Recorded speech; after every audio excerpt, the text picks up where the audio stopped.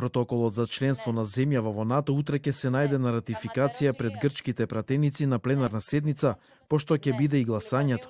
Денеска се разгледуваше од надлежната комисија за национална одбрана и надворешни работи на грчкиот парламент. За да биде изгласан протоколот, потребни се најмалку 151 глас, а се очекува дека сите пратеници кои гласаа за ратификација на договорот од Преспа да го поддржат и членството во НАТО.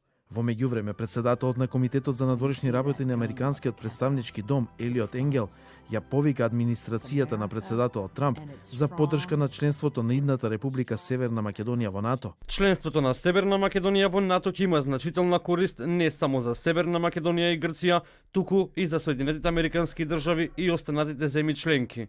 Подпишувањето на протоколот за пристапување на Македонија во НАТО во голема мерка е символично, оцени председателот на Комитетот за надворешни работи на Горниот дом на Рускиот парламент Константин Косачев.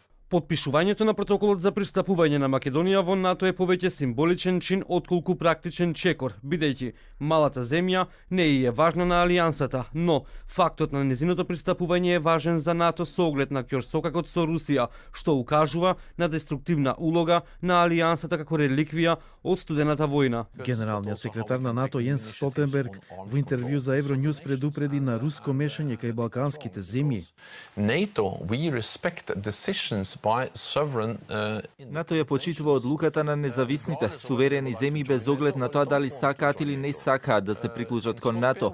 Русија би требала да ја почитува одлуката што ја донесоа суверените земји. Му честитам на целиот политички спектар во Северна Македонија за ова постигнување, кое несомнено ќе донесе повеќе мир, стабилност и безбедност во нашиот регион, изјави председателот на Косово Хашим Тачи, поздравувајќи го вчерашното подпишување на протоколот за пристапување на земјава кон НАТО. Со ратификацијата на протоколот за НАТО во грчкиот парламент, македонската влада веднаш треба да ги извести меѓународните организации и држави дека земјата има ново име Република Северна Македонија.